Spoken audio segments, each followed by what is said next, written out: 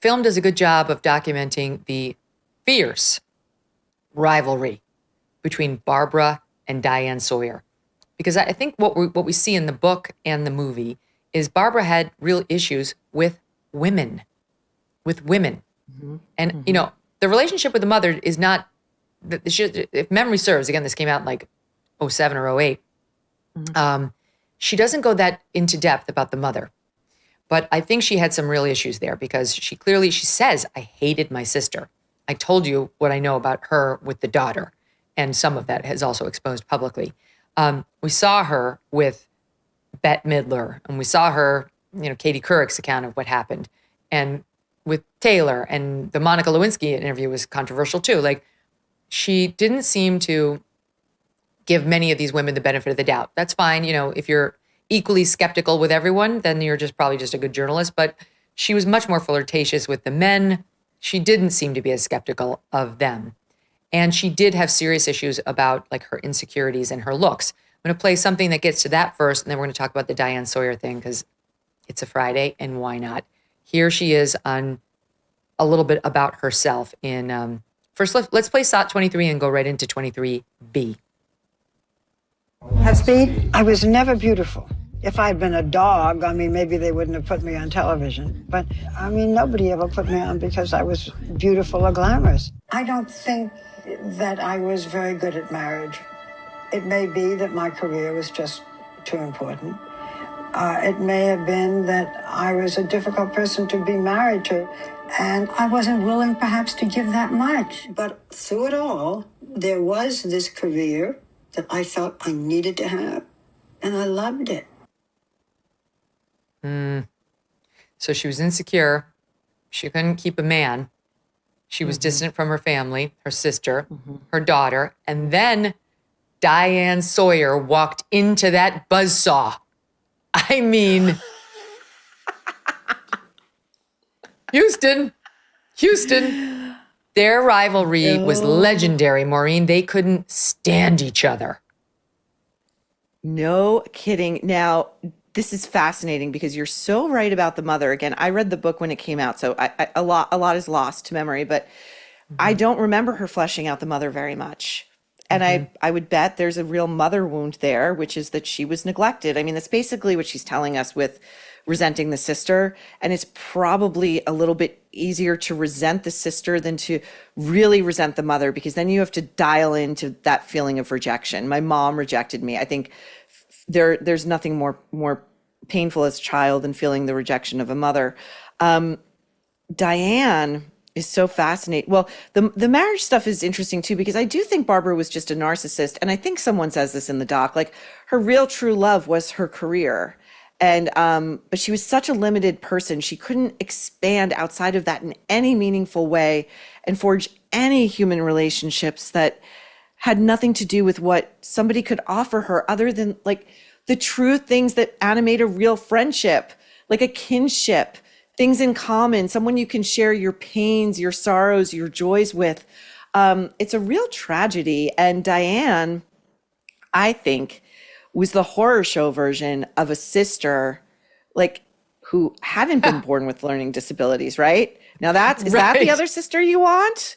The beauty, the homecoming queen, the one who like presidents and Hollywood stars are all fighting over? Is that, because like, I think that's where she really redirected a lot of her rage. It went right towards Diane.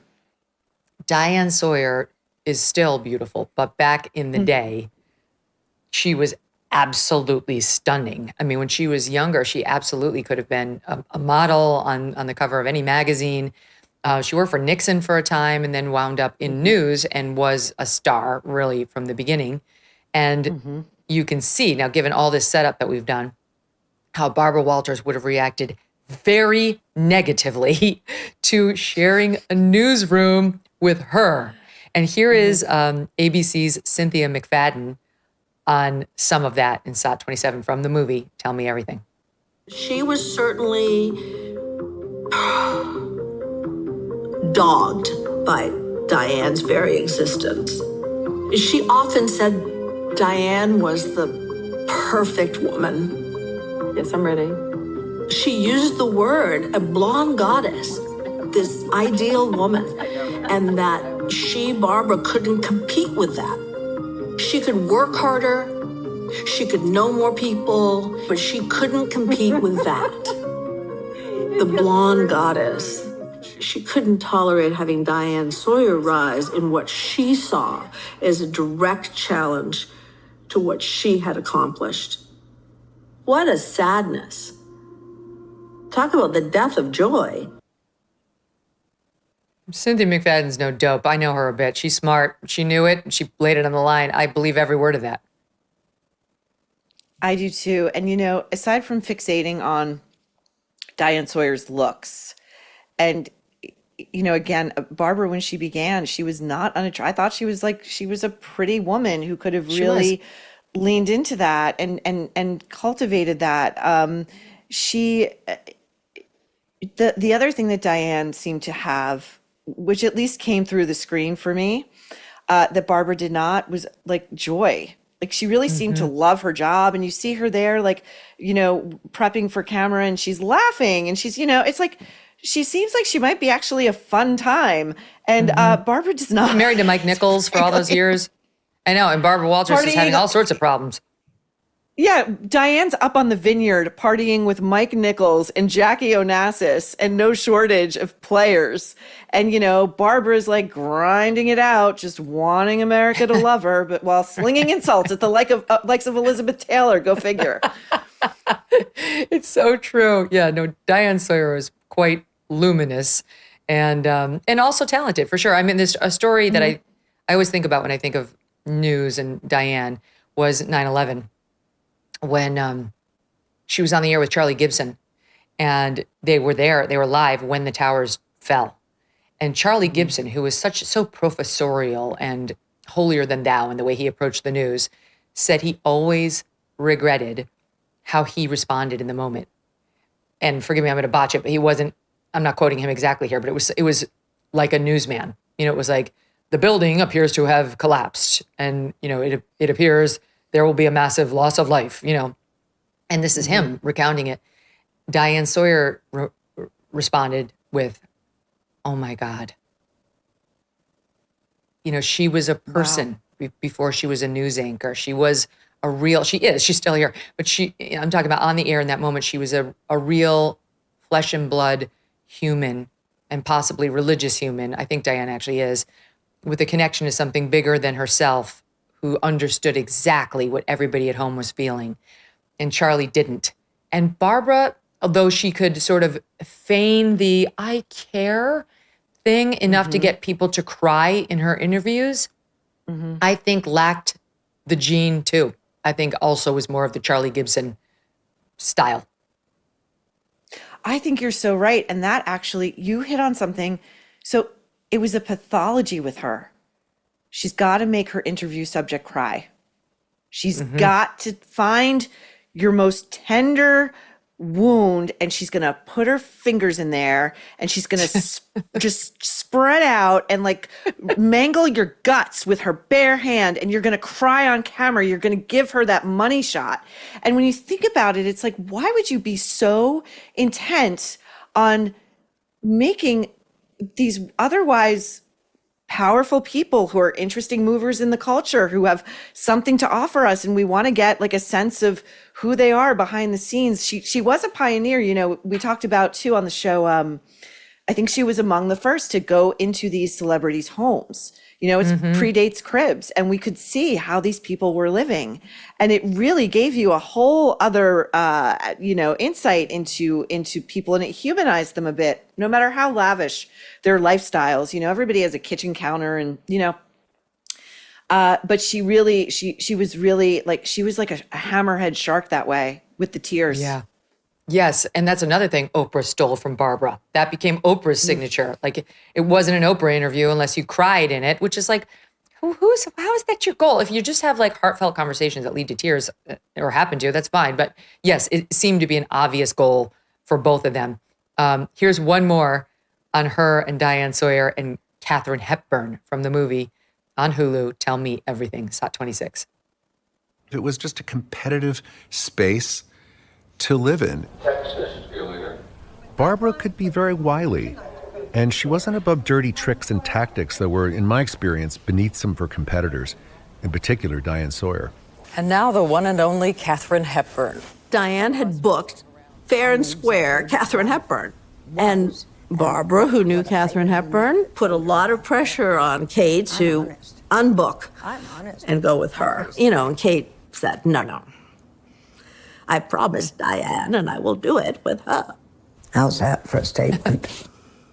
And she did. If I showed up on Mars, she would have a note there with the Barbara Walters stationery, just requesting an interview with anybody who might happen to show. Wow.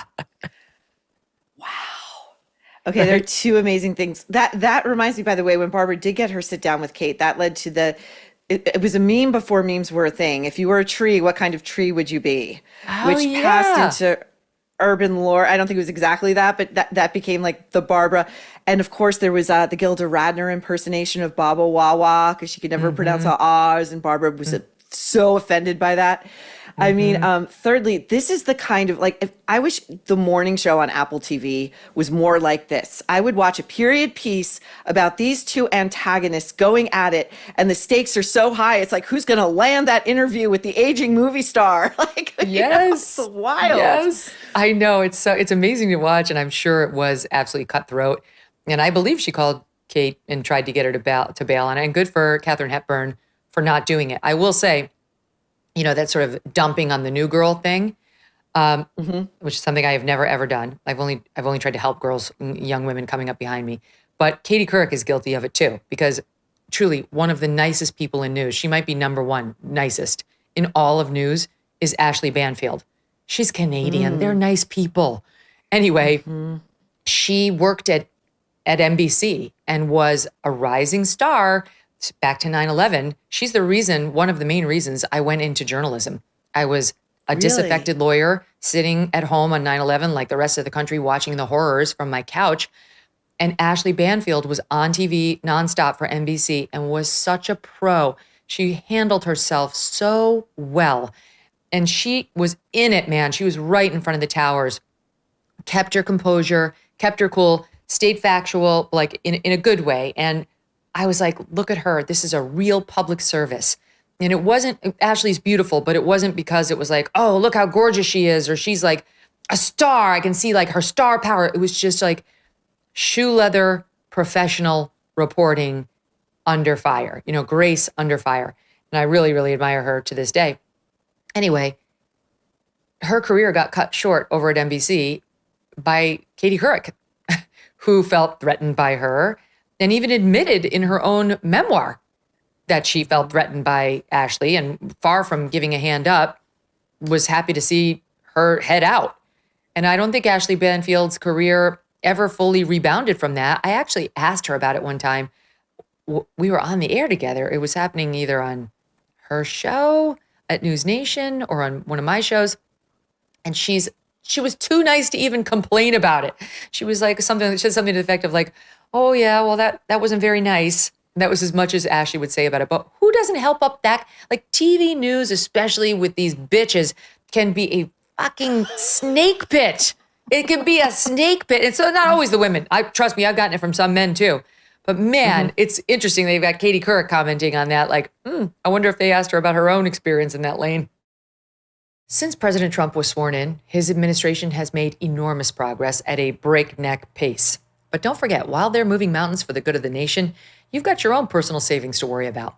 And one of the best ways to look after your savings is through diversification, particularly with gold, like from Birch Gold Group. In the past 12 months, the value of gold has increased by 40%. OMG. Central banks continue to bolster demand for gold by buying in record quantities. Global instability and tension is high, and Birch Gold makes owning physical gold extremely easy. Easily convert an existing IRA or 401k into a tax-sheltered IRA in physical gold, or buy some to store in your home safe. Just text MK to the number 989898 and Birch Gold will send you a free info kit on gold. There's no obligation, just useful information. With an A+ rating from the Better Business Bureau and tens of thousands of happy customers, take control of your savings today. Text MK to the number 989898.